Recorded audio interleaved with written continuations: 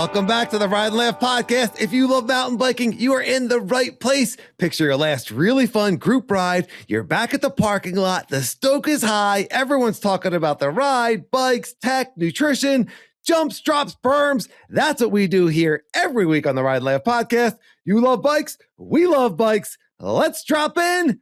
Sage, how are you today? Danny, another great week, brother. How are you doing?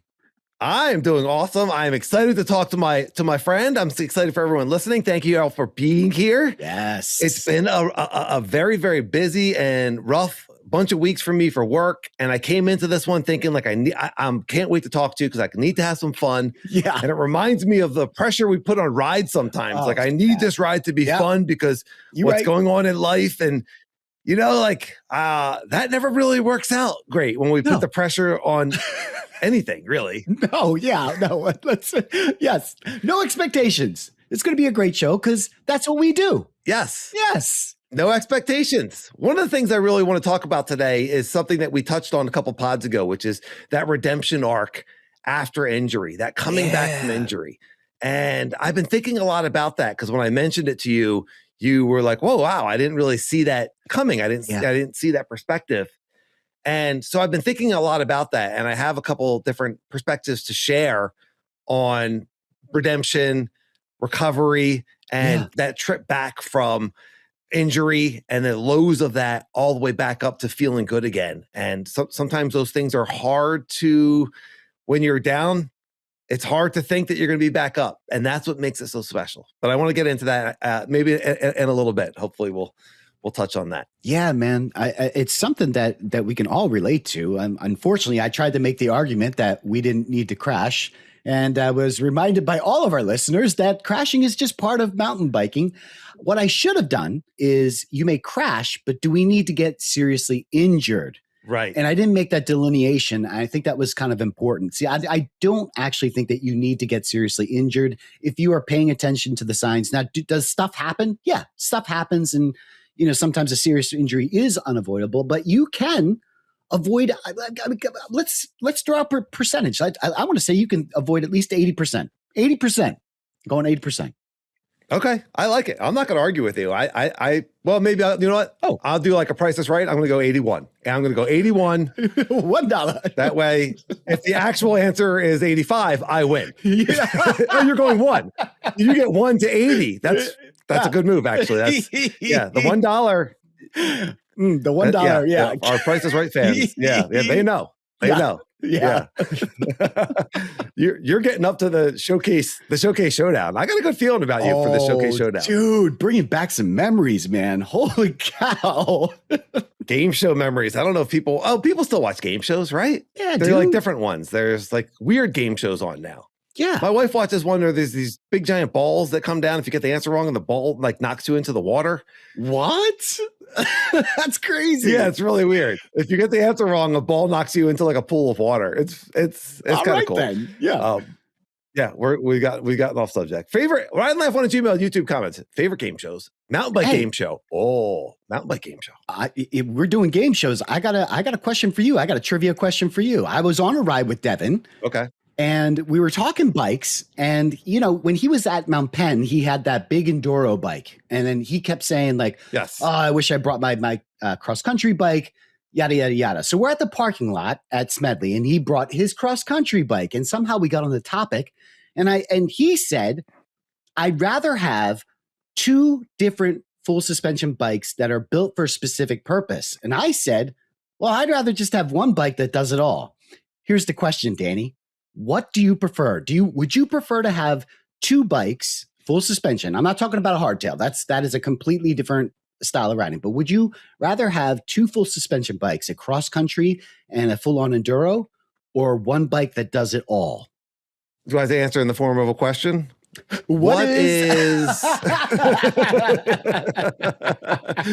Is there a timer or anything like that? You really did frame it. I mean, you might have a future as a game show host. That was really well framed, I would say. Thank you. Yeah. Let's call we need to get you one of those Barker, like they always the game show has always had that microphone, that really long microphone, the little wand microphone. Let's get you one of those. Yeah. So for this bit, you can take out your different microphone, your wand microphone. We need to get that. Maybe Ryan, our Ryan Butler, our AI expert, can get a little Sage game show image. I want to be in a tux. I got to be in a tux. Yeah, here we go, Ryan. There's your still.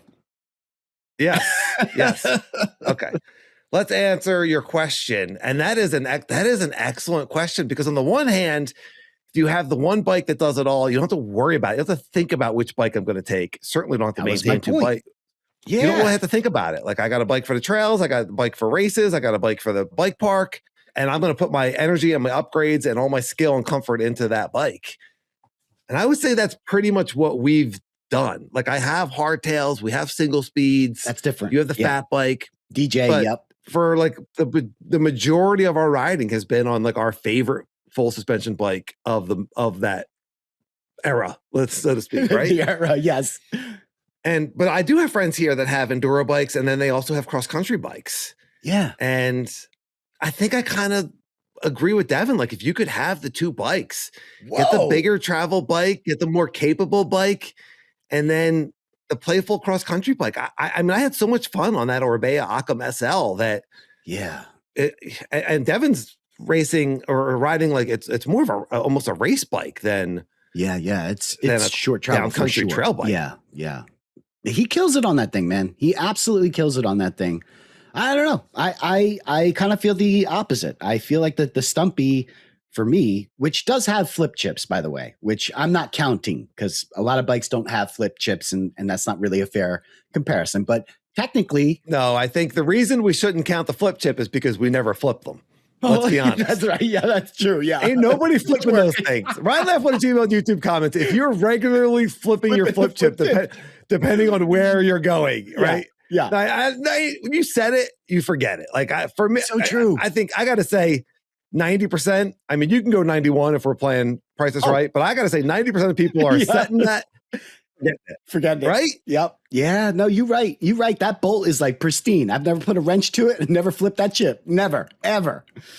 Maybe I'm wrong. I don't want to speak for everybody. Ride Laugh on a Gmail, YouTube comments if you have a flip chip, and if you're actually using it, let us know.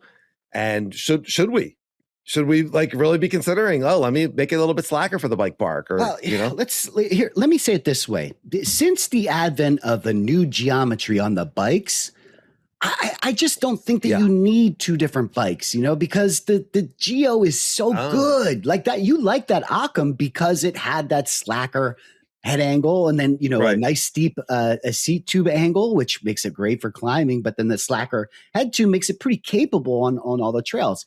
Now, is a 130, 140 enough of a do-it-all bike? Well, that's a whole nother question. But for me, the Stumpy's a 150, 150. Like, that's enough. That's enough for all of it. Yeah. I'm not winning races. I mean, for your style of riding, that certainly is enough. I think the extra suspension for a rider like myself gives me a little bit more confidence, a little bit more kind of a bailout for taking a bad line or going a little bit too fast, getting ahead of my skis a little bit through some chunder. And some of these technical lines here on South Mountain are big. There are some, really big features and some really like high speed, fairly big rock gardens that I feel like the bike's using all of the suspension. I feel like an enduro bike is the right bike for me on a lot of my South Mountain rides. Yeah. Are your buddies that have the cross country bike, are they doing a different ride at South Mountain when they take that bike, or are they doing the same ride? Great question. I think a lot of times they are doing different rides. I know they've done the same ride. I know like Jeff Windsor and Joe, like I know they've done the climb national and go down, but I know they're also not going nearly as fast. I don't think they are. Joe can correct me. I know Jeff says he dials it back a little bit. It's just, it's so chunky, like bombing down national, which is if you let go of the brakes, like you're really moving it. And it's so chunky. Yeah, it's next level stuff, man. If you're a ninja with the lines, if you know your lines and you're good at hitting them, and you're trail ninja, and you're these guys are like taking off from like the smallest little rocks and gapping little sections and just like skipping rock gardens in certain places. And again, big travel, you can case that rock a little bit more if you don't make it, if you're playing around, if you're learning. But if you're confident, you can smooth out any trail for sure. Yeah, but if you have less travel, it makes the bike more poppy and True. less likely to case, maybe. Yeah. I don't know. They're I don't have the experience with the short travel bikes out here. I know. I have a hardtail, and people have been saying some of the feedback we got was hardtail, aggressive hardtail, and yeah. I go through phases where I'm like, yeah, I should get that thing out more. I should ride that more. You should. There's only so many rides I get. There's only so many rides I get in a week to commit one to a hardtail ride.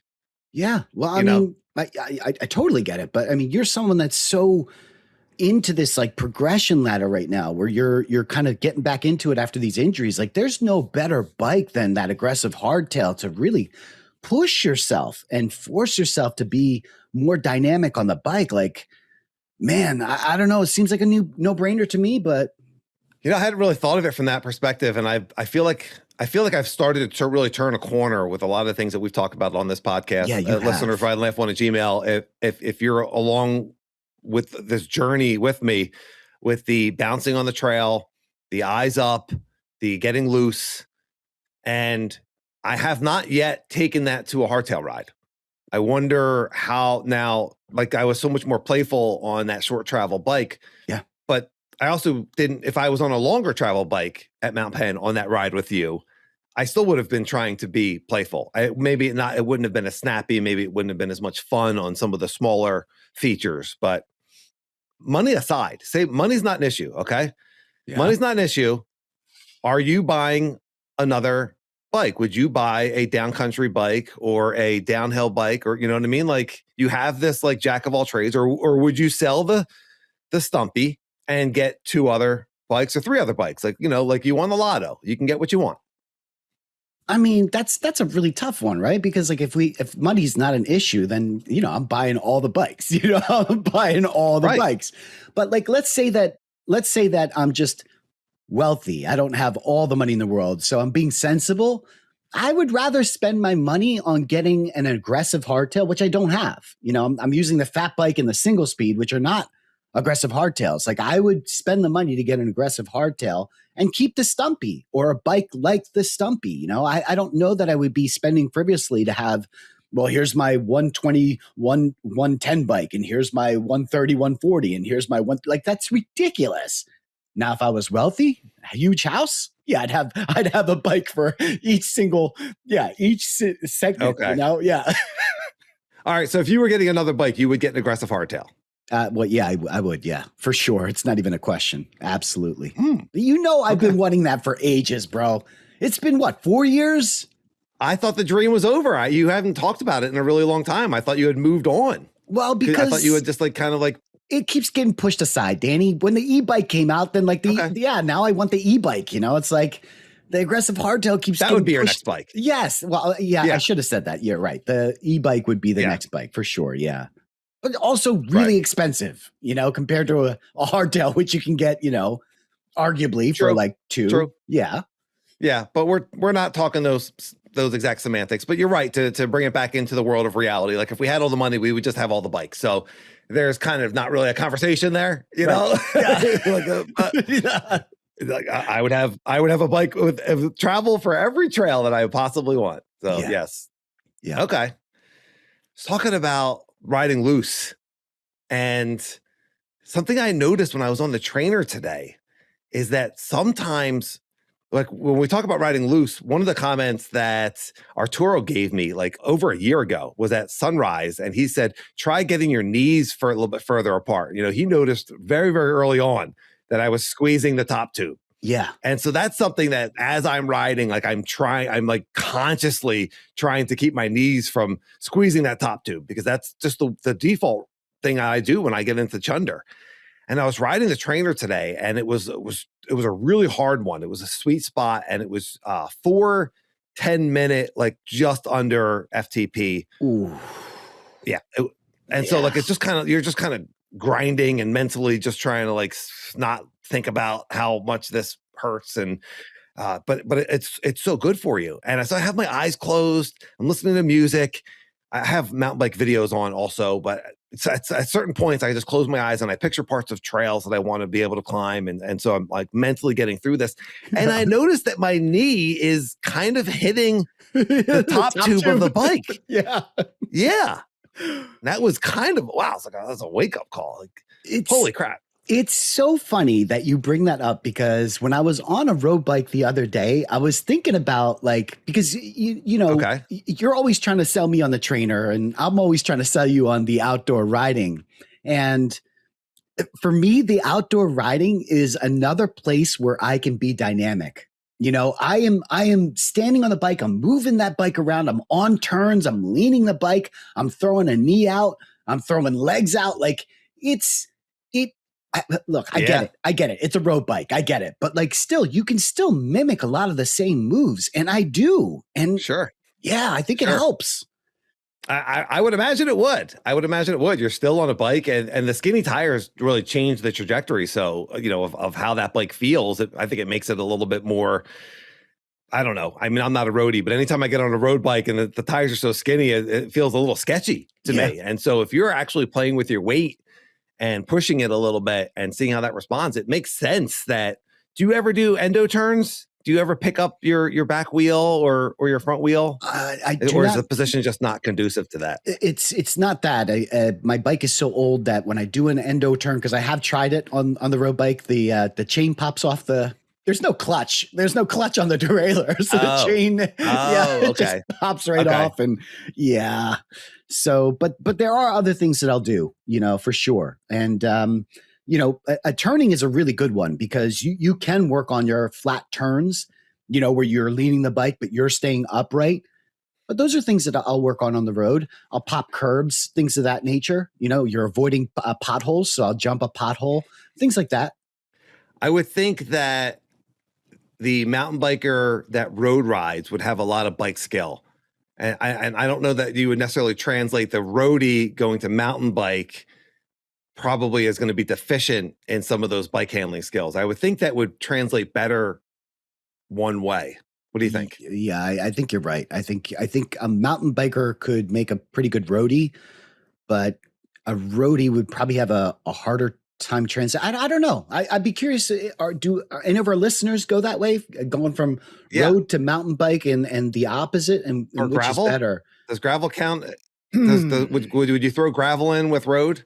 No, I think even with gravel, you need some of that the more bike handling skills, right? Yeah, and you kind of got to define gravel too, because a lot of gravel guys and gals will actually take it on dirt as well. So it's not just gravel. We'll be on trails. Yeah, those bikes are different. The handling is different. I think gravel is its own animal. If we're talking all the money, that's another bike I would love to get. Oh, a gravel bike. Yeah. Yeah. I could see you on that. That makes a lot of sense for you wherever you live, but certainly where you live now, you could ride 20 miles to trails, hit a little bit of trail, great. and then ride back. Yeah. Yeah. Well, Ride Laugh one at Gmail and YouTube comments for our friends that are, obviously you're a mountain biker if you're listening to this podcast, or you just love good, healthy, fun banter. Oh, hilarious banter and mountain bike talk. But you're like looking at me like, who would possibly do that? They're out there. Ride Laugh on a Gmail. Oh yeah. YouTube comments. Let us know, Gary. If you're not riding and you still listen. He's Gary. He's our man. Yeah. One of my best friends and my brother. So thank you, Jeff. Also, and my wife. Hey, people related to me. Yes, pretty much. Yes. Yeah. So but I know we have listeners that also ride road bikes and gravel bikes. Certainly, how do those skills translate? And for the road riders, or has anyone gone that direction where you were a road rider and you got into mountain biking? But how do you feel like the mountain bike skills then make you into a better handling road rider? I would think it would. The better question, Danny, is has the trainer made it more difficult on the mountain bike?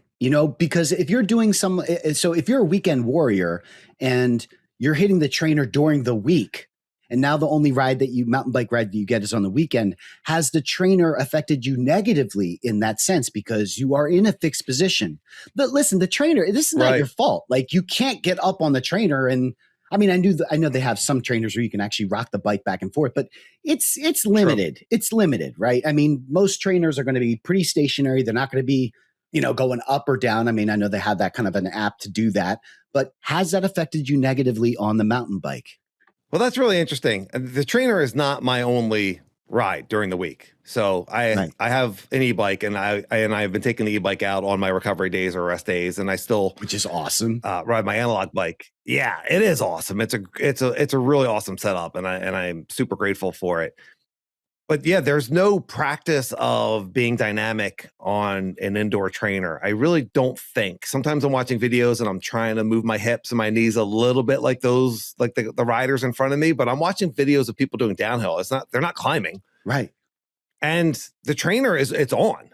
There's valleys. I guess there's recovery valleys where you could move around a little bit, but usually it's just recovery. So I don't think that's where you necessarily train those movements. I think something like Dave Davidson's Mountain Bike Academy, those sorts of movements that he was showing us in the YouTube video that he made for us, those mobility movements, I think strength training off of the bike, I think mobility movements off of the bike, and that could just be a half an hour twice a week. It doesn't need to be a ton.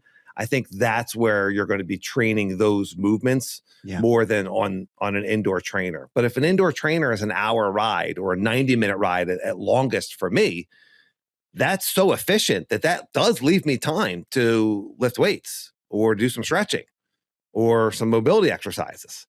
So good point. While the trainer may not be the place that I do that, it does free up time to do that. I'm not going out for, a 3-hour road ride or that sort of thing. So yeah, great points, man. I have a follow-up question for you then. Yeah. You win the lotto. Okay. Are you buying an indoor trainer or are you buying a new road bike? I mean, now you win the lotto. Okay. Now you win the lotto, you can get both, of course. Okay. Yes. All right. Small lotto win. Ride and Laugh takes off. The money's coming in, and you can afford. I can get a new road bike, or I can get an indoor trainer that I can train efficiently on all year round. Yeah, because it's indoor. With a road bike, there's limitations to that. We've had plenty of podcasts that start off with the weather. Listen, the answer is pretty simple. I would get another road bike. Actually, it would be a gravel bike this time. Yeah, you're an outdoors guy. You really want to be outdoors. Not only just being outdoors, but I love being able to. Here's the thing with the trainer too. Like you mentioned FTP, and we didn't explain what FTP is, but that's functional threshold power. It's basically the amount of power, the max amount of power that you can hold for an hour. And so you have that number. People that don't have a trainer, you can also do this by heart rate. And when I do these rides, it's different from a trainer because you told me that, okay, so I have this like 4-minute segment where I'm holding FTP, and then, I get a small break. I don't have any of that. It's very precise. It's exactly. And that's the difference. I don't have that preciseness, but I do feel like the outdoor rides on the road mimic more of what we experience in the mountain bike. There's undulations that you're fighting. For me, like I have to avoid cars or avoid a pothole, or there's a wind, or all kinds of things change. How I structure the route and where I put power down changes. It's not precise, but that to me mimics the kind of riding that we do. I don't know. There's no doubt that the trainer's probably better for you if you're training for a race, but so far I haven't felt the deficiency of my method. I keep up with you fine. You certainly do. It's really very, I think what you do is actually probably more specific for mountain biking. And here's why I say that. Okay. First of all, you can do I use Trainer Road as my program that hooks up with my trainer. Right. So Trainer Road electronically tells my trainer how hard to turn the pedals. Okay. Right. So structured training, I really believe in structured training. I believe there are some very brilliant coaches out there. There's some very brilliant science out there that they're going to say, if you train like this, you will get faster. You do these VO2 workouts, you do these sweet spot workouts, you are going to train your heart and your breathing and your legs to push longer, harder, further, faster. Yes. Here's what I've always noted about you with the road bike versus me with the trainer, that when I'm on the trainer, my cadence, it goes so high to push through these incredibly long, hard efforts that I have to get some of the effort from my legs to my heart and to my lungs. And you can do that through cadence. And so I have learned to spin a very high cadence. We both started out as single speed mountain bikers. Yeah. If we didn't start that way, we got there very quickly. The single speed in the kind of early mid 2000s was such a popular trend. It was huge. And so we pushed big gears and we pushed slow and we climbed big gears and that's just how we learned. The indoor trainer has taught me to ride at cadence. And you still train at that bigger gear. On your road bike, you say, I train for mountain biking. This is what it feels like on my mountain bike. So this is the gear I'm going to use. Could I do that on the trainer?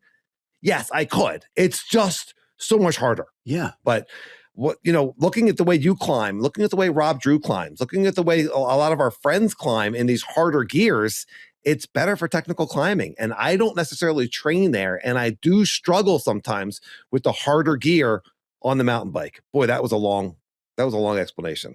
That was a long explanation, but I think it was warranted. I mean, that you're right. I am able to train the slower cadence, and I also train the high cadence. I have routes that test both of those things. Now, I can't hold a cadence like you can, but I think you're right. In mountain biking, especially the kind of mountain biking that we do, you and I are not cross-country racers because, if you're a cross-country racer, maybe a high cadence does make sense. The reason why high cadence doesn't make sense for you and I is that just means more pedal catches, and on a steep technical climb, that also means that you might have too much torque going on. Right. You need the power. So, the slower cadence, I'm talking like 60, 50, RPMs. That's pretty slow. When you're on a single speed, it's sometimes even slower than that. I mean, you can almost, it's just like, wow. And you're right that I can train that and it does work out. Yeah. I mean, I'll stand on the trainer. That will slow me down to 60. Sometimes I'll stand just to like today's where I did 40 minutes of sweet spot work. Still hard work, but that would take me down to about 60 RPM. And that's stuff I would use on the trail. But Ride Laugh wanted Gmail and YouTube comments on practice training the cadence that you use for our people that I know we have a lot of listeners that use Zwift and Trainer Road and all the Sufferfest and the indoor trainers. Yeah. Pound for pound, it is the most efficient way to stay fit, get fit. Yeah. And I'm a huge fan of it. I am not arguing against indoor trainers. I'm a huge fan of it. They're torture sessions, but they're totally worth it. But I'm curious what everyone thinks. And yeah, I mean, anything's possible. But your training, I do think that being able to be dynamic on a road bike, being able to stay in the gear that you want to, you're not getting the same structure. Right. And for me, structure works. Yeah. And for me, looking at the calendar, the Trainer Road calendar, that's motivating. For me, looking at their AI FTP predictor is motivating. If I hit these workouts, then my FTP is going to go up to here. Yeah. So those things all kind of work in conjunction. And there's a lot of ingredients in this training soup, so to speak, as far as what's going to work best for you. Yeah, I would agree, man. Good stuff. Well, awesome conversation. We are reviewing episode 51. We have some fantastic comments from our listeners. Thank you, everybody. Ride Laugh on a Gmail, YouTube comments, and your comments help the algorithm. So whether you just want to say hello, that you're enjoying the pod, or you actually have something that you want to add that you're thinking of, is you're listening to this on a podcast. If you want to come in and say it on the YouTube, or if you're certainly watching on YouTube, then comment away. And we always do our best to get back to you with really fantastic responses. I mean, our responses, oh my gosh, definitely give us a like, subscribe, all that sort of thing. But you interrupted my bit on how great our responses are. I mean, I feel like some of the, I don't even know if people read the response. Ride Laugh on a Gmail and YouTube comments. Are you reading the responses? You know what I mean? Because I've sometimes I'll throw a question in there and I don't always get an answer. Yeah. But the responses, I mean, we think about it, and I'm pretty witty. These are some of these responses are, maybe I should read the responses instead of, this is what I'm doing. I'm going to read the responses, our responses, instead of the listener comments. Until you start responding to the responses, I'm reading our responses. You know what? We'll make it a trivia. Let's get into some responses. We'll make it a trivia. You have to guess the question according to our response. Yes. You have to guess the comment. That's right. Go onto YouTube and decide which comment we're referring to. All right, here's the response. That's a great point, Jeff Jackson. Oh, no, I gave it away. We had him where we wanted, and we gave it away. Lost it. All right. Does crashing need to be part of mountain biking, mountain bike coaching, EMTB update, and more? That was episode 51 of season 2. And great listener and friend and brilliant all-around dude, Jeff Jackson, wrote in, crashing is part of the sport. I'm a firm believer that failure is an integral part of making progress. You have to find the limits to grow. However, that doesn't mean you should take risk beyond your abilities. Regardless of how cautious one is, mistakes will happen. Limiting damage is key. Learning how to fall, when to bail and not bail is the key to crashing with as little impact as possible. And then he goes on to give some examples and, just kind of like an all around. I think that summed up a lot of the comments we got on that, which was crashing is inevitable. Getting hurt may not be. And that's kind of where you started the pod with too, right? Yeah. I think, and you're right. We did receive several comments along those lines, and one of the main themes of it was mitigating risk. Kind of just figuring out, okay, well, when to push it and when not to. Yeah, you're going to crash. But you can do a lot of things to avoid serious injury. And that's kind of what we started this pod with, weighing all those options, being open to signs, listening to your body, listening to, maybe not listening, but watching, or can you watch yourself? You can't watch yourself, but I watch myself. How have I been riding? And I'm looking back on my ride. Yeah, I got stacked a bunch of wins here. Am I feeling good? How's the bike feeling? How's the terrain? All those things make a difference. We had a bunch of rainstorms. Well, when it rains, we have really nice rocks. Mount Penn has perfect rocks, but those rocks also have moss. And when that moss gets wet, forget about it. That changes everything. So when I decide to do a big slab or a rock over, I'm taking that into consideration. Did it just rain? Maybe it's not a good idea to do this. I've been able to avoid some serious injuries because I'm making those smart decisions. So thank you, JJ. That was an excellent point. And a few other people made that point as well. So thank you. What about knowing how to fall? How important is that? And is that something that beginner riders should be practicing or thinking about? We just watched an excellent video by Remy Metallier. And man, he goes over how to fall, and it's stuff that you and I kind of take for granted. But you know what? I think it does. He went over how to bail. bail. That is different. I guess you're right. I think equally as important, though. Yes. Probably first. Learn that first, and then yes, I could. I don't know. I don't know how you learn how to fall. I mean, I definitely know how because I've done it so much that well, maybe I don't because I keep breaking things, but there is a tuck and roll kind of aspect to that. There is you do want to minimize the amount of energy going to one point in the body. You want to try to get as much energy, right? So Ride Laugh on his Gmail and YouTube comments, where do we learn how to fall? I know there's martial arts and things like that that could teach you, but is there instruction on that? Well, I don't make it more complicated, but you and I are clipped. That makes a huge difference on how we fall. And someone that's on a flat pedal, you can do a roll. You can break your fall, which is what you're talking about. Instead of taking the impact and just bam, you can hit and then roll out of it. So you're spreading that. Right. You're spreading that impact. Yeah. When you're on clips. Oh man, that's a whole. I don't want to scare people out of clips, but it's an art. It's an art. I feel like I get out of those clips right away. I very rarely. I do too. Do I get stuck in the clips? Yeah. No, it's true. But there are times where that complicates things. When you're doing a skinny, right, and you start to, go off. You start to fall off of the skinny. When you're on flats, man, you could bail pretty easily on clips. Yes. I've gone down. Yeah. I've gone down with it. That's bailing. That's bailing versus crashing again. And if you watch this Remy video where he's riding some super high and difficult skinnies with another, the Japanese Red Bull rider, I forget what his name was, but amazing. Tomi. And what is it? Tomomi. Yeah. Dude was awesome. My doppelganger, by the way. My doppelganger. Yeah, you wish. Because he's Japanese. Yeah.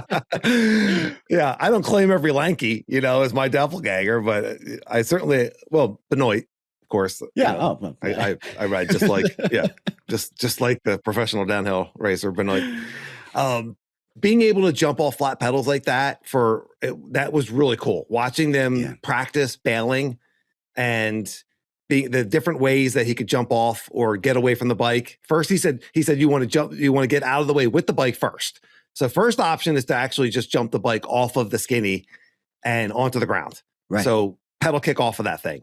And then the second one was to bail without the bike. And then the third one is to bail with the bike. Yeah. It was really, really cool to see that. And he used all of those. Yes. Once he started getting up there, of course he's Remy. So, he's just he's an amazing rider and an amazing athlete. So he picked up like how to do those instantly. Right. But it was really cool. And those things certainly would help and give you confidence.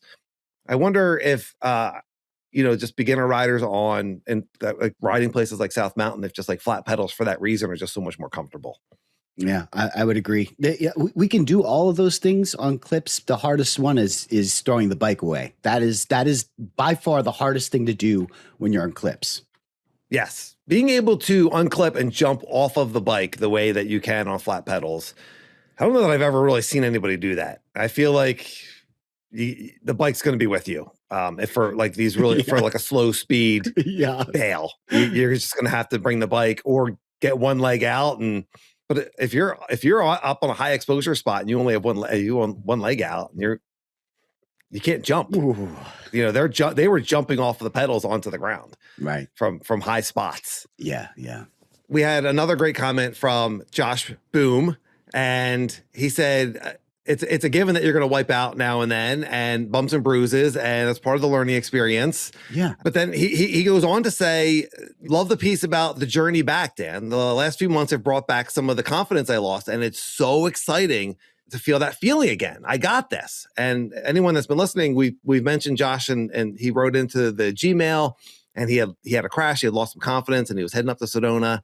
And then he wrote us back that he started stacking wins and what a great trip he had, and he's been feeling good. And so he knows that redemption arc. And we were talking about Denny Giannetti, who had his knee injury, and I just saw his latest YouTube video, and he's absolutely shredding on Mountain Creek, the way Denny can. And he's back. He's back. He's back, baby. So like Dennis, I'm curious, like how does that feel now that you're back? Looking back at that journey, the highs and the lows, there's just something about the highs and the lows. And when I made that comment about the redemption arc being something special, I know you looked at me like a little bit sideways. I was like, not that I was pining for it. And I've been there so many times where I've had that. But there's always been so many lessons I've learned. There's always been so much good that has come out of those. That's something. It's through the fire that we often like forge ourselves into the people that we are. And so if you gave me a choice, would I go back and break my face? No, I would much rather have learned all those lessons without breaking my face and needing 2 surgeries and having my jaw wired shut. I mean, that was a tough experience. But that is how I learned a lot of the lessons. That is a lot of who has made me who I am today. And I love who I am today. So yes, of course I would change it if I could go back in time. But looking back at what it made me, I do have gratitude for that. And getting back from maybe not riding again and having that honest conversation with my wife, if you want me to stop, I will stop this. Like I felt so horrible about what I did to our family as far as me being shacked up and the amount of care I needed. And I just felt terrible. And she, of course, my wife being awesome, would never take that away from me. She's absolutely not. But being that low to telling you that I might just do XC rides, I don't know, dude. I can't have this happen again. And I'm just gonna have to do XC rides. And then I don't know, we were 3 rides in, and I was like, let's get the full faces. I gotta do something. We gotta do something fun. No offense to our XC riders. But there is something about that whole journey. And when we're open to receive what is here for me, no matter if we label it bad as something bad, there's something here for us. and just always being open to that. And that was something that some of these major injuries have taught me, including the arm on Ride Laugh Across America. You know, it not my preference, but man, did I learn a lot. And listeners have been here for that journey, as we've been talking about my bike positioning and my confidence, and just so much. I think for me, like, I beautiful, by the way, absolutely, really well said. And I agree 100%. For me, not just injury, but managing frustration, and that comes on that redemption arc, but it also comes when you're not injured and you're trying to pick up something new. Like, you know, I have learned to deal with frustration in a way that I try and put a positive spin on it, because frustration kind of builds on itself and it's a very negative energy. And if you get caught up into that, it just brings you down further. And that doesn't help anything, right? So learning how to manage your frustrations, putting a positive spin on it, you know, substituting those frustrations for gratitudes made a huge difference for me. But yeah, I don't know. I don't know what to say about all that stuff, because, well, I think you're making a really good, if I could bail you out here a little bit, I think you're making a really good point, because we can go through these things and just be victims. We can go through these things and just be like, this sucks. That's it. Never have the gratitude, never look for the appreciation. I really think that the joy of living comes down to finding appreciation in all things.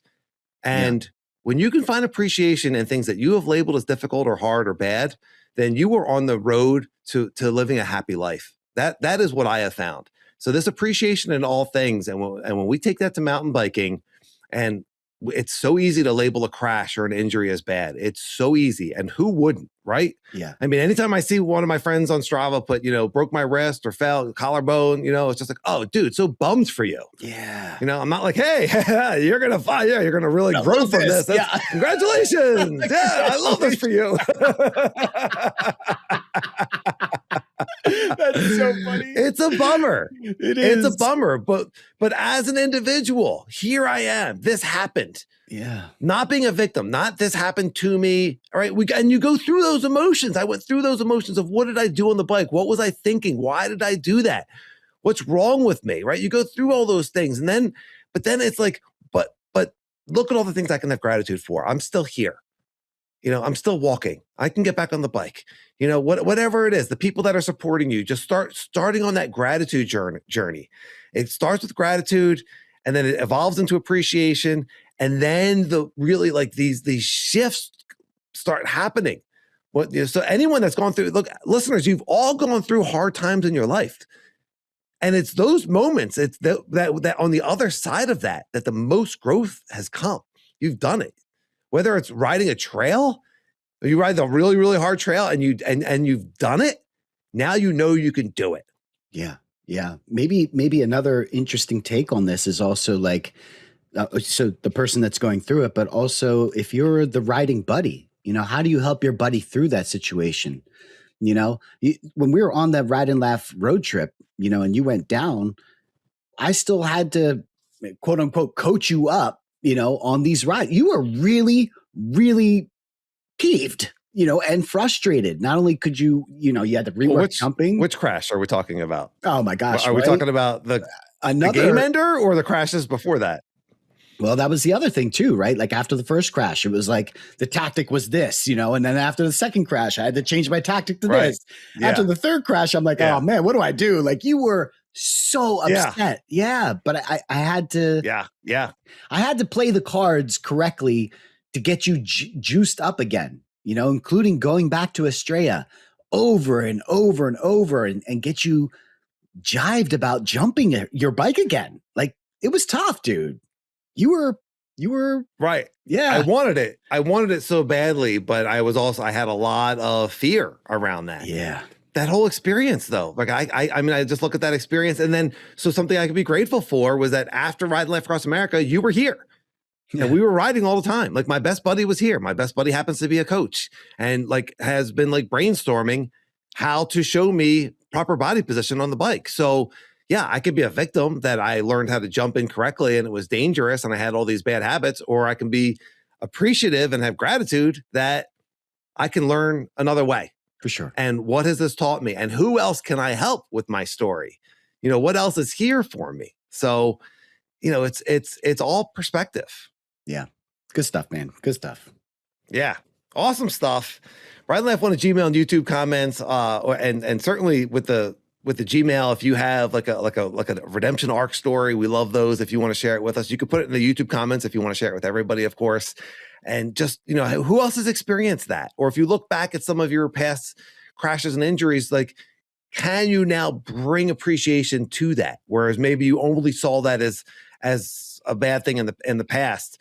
Actually, you know what? Maybe I did learn this from that, or this happened. And what happens?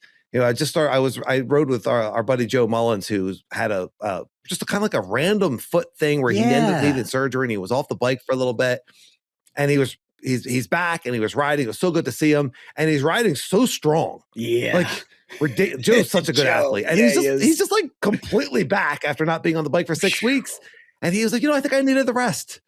Hey, so he just go, yeah, perspective, so. Awesome stuff. All right. I want to remind everybody, if you're enjoying the podcast and you would love riding with us, which you would, we have so much fun together. You can come ride with us in the jungle of Costa Rica.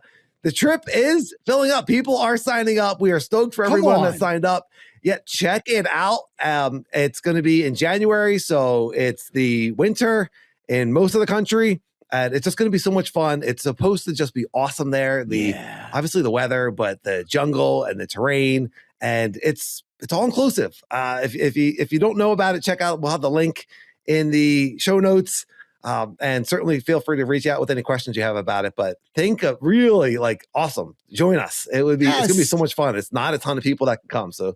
Check out that Costa Rica trip. It's going to be so much fun. Don't wait. Get to ride with the Ride Laugh guys. That's right. Don't wait. Yes. Sign up now. Yes. You want to. Come on. Stop it.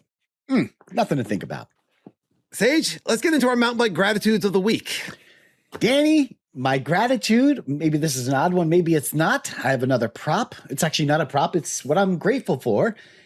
I went on a ride, and I was so sore the next day that I went to go hit my foam roller, which is something that you and I talked about. It's one of our recovery tools that we use to kind of loosen up, our muscles, get the acid out of your legs. Work out the knots. You really got to work out the knots. Yes. That's right. And I have an electric foam roller, and the battery was completely dead. And I was like, oh no, I got another ride the next day. What am I going to do? Dude, the massage gun. This one happens to be by Everyfun. Not even sure if this company even exists anymore, but dude, totally saved me. Like the endorsement. Yeah. Well, it totally saved me, man. And is it as good as the foam roller? I like the foam roller better, but this absolutely did the trick. Thank you, Everyfun Massage Gun, whatever this is. It was very handy. That's my gratitude. The nice thing about those, I have one of those little massage guns, and I'll put the one that I have on Amazon. If for the Amazon link, in the show notes. Yeah. If I remember. But the nice thing about the massage gun is it's got different heads that you can put on it. Right. So you can really target something if you want to. It's very easy to use on the couch while you're just watching TV. Whereas the foam roller, you need to get down on the ground, and it's kind of a whole thing. Yeah. This thing, you can just have it on the couch or next to you in bed, and you can just kind of hit your legs, and your quads and your hammies and your calves, before you go to sleep or while you're watching a show. Yeah. Some of them are kind of loud if you're watching a show, but you can kind of turn the volume up or just don't have it on the fastest setting. We don't need to kill ourselves with these things. I used to foam roll for way too long, I think. I was talking to my chiropractor, and just less is more sometimes. Just get a little bit of foam rolling, a little bit of movement, get that lymph system moving a little bit, work out a little bit of knots. And if you do that more regularly, instead of just an hour foam rolling session once a week, I think if you do that regularly, you're probably going to be better for yourself. So that's a great little tool to have. Bam. Danny? My mountain bike gratitude of the week is really going to go back to perspective. And it's what we're talking about on Ride Laugh Podcast. It's what we talk about all the time. And I've had a really, really long couple of weeks, maybe even a couple of months, as far as things that I have to do with with work and my business. Yeah. And just been on the phone a lot and not being able to get off of the phone. I have to check emails. I have to take phone calls, and it's going to go away. But right now I'm in it. And Right. when I was in Pennsylvania, I was in it.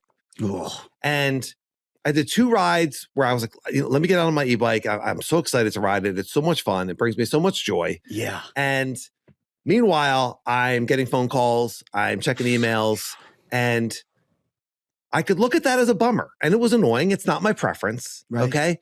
But I use this perspective shift of, okay, I have to check emails at the bottom of a run. I have to take a phone call in the middle of a trail. But look at my office. Yeah. Look at the sun is coming up. I'm in the desert and I got it. So instead of I have to do all this work on my ride, how about I'm at work and I get to ride? Yeah. I'm at work and I get to, in between emails, I get a downhill run. And then I have this wonderful e-bike to take me back up to the top and do another run. So it's certainly not my preference, but just that perspective switch, that flipping it to how is this working for me? What can I appreciate? Well, I appreciate that I'm out there. I appreciate that I'm getting laps in. Yeah. So it's just like a superpower for living kind of a happier life. And I'm just so grateful that we have found this and that we apply this to mountain biking and that we on this podcast talk about this and share this so that everybody can use this superpower, because we all possess this. We can all live happier, more fulfilled lives with more flow and stoke. And so I'm just appreciative. I love our conversations, and I talk about this with my wife. I talk about this with you, and I talk about this with our listeners. And I think mountain bikers get it because there's so many great examples of flipping that perspective, which we've talked about on this podcast a lot. So gratitude to everything that we talk about and looking for appreciation in all things. I love it, Danny. That's a really good one. I think you kind of blew right past it, but man, I think that's pretty amazing that you're able to refocus. You know, you're not just taking a call from a friend. I mean, these are heavy calls. I mean, they require some brain power to think about it. It's not like, hey, honey, I'll be back for dinner. There's consequences. Yes. You're right. They're not fun calls. Yes. Yeah. And so for you to be able to like switch gears, maybe that's a great word, you know, for you to switch gears and then tune right back into the ride. I mean, dude, that's pretty incredible, because I imagine you're at South Mountain. There's no easy way down or up that mountain. So you really do need to be focused in. And the fact that you were able to do that is, I think, pretty incredible. Well, that's really cool that you bring that up. That's true. And thank you. And I was stoked that I was able to turn it off and then ride, because you have to. Otherwise, it's really just dangerous. If everyone knows, if you're thinking about something other than riding when you're riding a mountain bike, that's one of the things that makes mountain biking so great. It demands all your focus. Yeah. And when sometimes we ride trails that we're familiar with and we're all focused, that's a lot of times when we crash. At least I can speak for myself saying that. Not only did I have to do that going down the trail, I've had to do that. Turn it off, turn the thoughts off, stop worrying about it, stop thinking about it. I've had to do that in life so much. I've had to do that at the end of the day, when I'm in bed, in the morning when I wake up, and I know there are 3 hours ahead, and there's already going to be 3 or 4 text messages and 5 or 6 emails that I need to respond to, and a phone call I need to make, and just trust it's all going to work out. I don't need to think about it right now. It's all going to work out. Same thing as riding that trail. You got the skills, just trust it, stay present, and stay in that flow state as much as possible. And again, this is happening for me. This is making me go deeper and deeper into those practices, because there's so much stress that I have to continue to say, this is going to work out for me. I'm safe. This is going to continue to work out for me. This is not my preference. Everything that's happening with work right now, not necessarily my preference, but I'm just going to keep moving forward and staying present, and let's see how well it can work out for me. Yeah. Just without spinning all those scenarios. And the same thing happens when we're riding trails. Just stay present. So it's been a practice, and mountain biking has only helped that. Well, that is beautiful, Danny. Moving on to the mountain bike tip of the week, and it's going back to turning, because turning is something that I think a lot of people struggle with, including myself. And we talked about it last week, but I've been working on this new thing called steering from the back. I'm still waiting to hear if anybody else is doing this, but my buddy Devin, by the way. We need a name for it. I know. I think we needed to come up with a name for it. My buddy Devin came up with a great analogy because I said motorboat, excuse me, because you steer from the back on a motorboat. He said a surfboard. And I was like, oh man, that's really good. Yes, because you surf. It's really good. Yeah. But one of the things. Right. That makes sense because it has a little fin in the back and you're pushing with that rear foot. I've never surfed. Ride Laugh on Gmail YouTube comments for our surf friends. I know Jeff Windsor has surfed. Is that analogy appropriate? But oftentimes when you're flowing on the bike, you feel like you're kind of surfing the mountain a little bit, right? Like you're really like riding the wave of the mountain. Yes. Well, listen, one of the things that I have been doing in order to make this rear wheel steer happen is something that I actually implore on other turns as well, on flat turns, not so much in berms, but on flat turns. We talk about turning with our hips. And it's such a hard thing for me to remember. I don't know if you struggle with this, but like whenever I get to turn, I always forget to turn my hips. Yeah, that's interesting. Well, one of the things that I do that I actually started doing a couple months ago, and I think I told you about this because I remember doing it at the downhill park at I think it was Wildside, and you were like, oh, dude, you're really getting your hips around. And I said, I'm turning my toes. And that's the mountain bike tip. Listen, we are clipped or you're on flats. It's actually hard to turn your feet on the pedals. I get it. But I'm actually thinking about pointing my toes in that direction. That actually sways my hip out. And I noticed it. It on the trail. Like when I'm turning with my toes, it's forcing my hips to go out. Give this a shot and tell me if this works. If you are listening to this and you're like, yeah, I struggle with the hips. Okay. Man, if I just visually think about turning my toes, that automatically pushes my hips out. It's made a world difference in the flat turns, and it's also helping with this rear surfboard steering. Okay. Oh, I can't wait to try that. I'm excited to try turning my toes. I know we've talked about pointing our knees. We've talked about having cameras or lights in our belly button or on our shoulders and shining them where you want to go. All those things have always really helped me, and I've always kind of forgotten to use them. And but that this is another one if that helps, and that seems very subtle. Very, very curious to see how that works. Anything that's going to help us get our hips around. Well, and in your defense, and everyone's defense, the reason why it's hard to, I don't want to say this is the reason, but for me, the reason why I forget to turn my knees and my hips is because it's not a contact point. Like when you're steering a bike, right? It's easy to remember to turn because it's a contact point. Like I'm going to turn the wheel. Right. Your feet. Oh, that's such a good point. Your feet are a contact point. So if you think about like steering with the back, this is something that I've been working on, is steering with the back. Well, then I'm turning my toes. I'm forcing that bike. I'm turning the bike with my feet. And when I do that, then my hips and my knees turn. And so that's kind of like, I don't know if this makes any sense. Am I crazy? Right. No, I think it sounds cool. Listeners, let us know. Ride Laugh on Gmail, YouTube comments. Yeah. If you have tried this, if you on your next ride, try it. Let us know. Give us your feedback. Hey, this is working. Or if you have another recommendation, something else. Yes. Yeah, let's get this going. This, we all want to be faster and flow more and getting hips around and hitting turns harder and faster and with more confidence. And being more dynamic. That's all great stuff. So. I'm excited to try it, and I'm excited to see feedback for any listeners that do try it. We're all mountain biking, so give it a shot. I love it. Good tip. All right. Well, if you're still listening, you are definitely one of us. Yes. You love mountain biking. We appreciate you. Please rate and subscribe. Please set your podcast to auto download. Please tell your friends. Please share the podcast. Let's tell your friends also. Don't forget about Costa Rica. Yes. Come join us for riding. Check out the Ride Laugh Instagram, and on the YouTube, leave a comment, give us a thumbs up. Anything I missed, Sage? No, man, you got it all. Got it all. Everyone, we appreciate you. Thanks for listening. Have a great week and a great week of riding. Ride and laugh. I'll see you, everyone.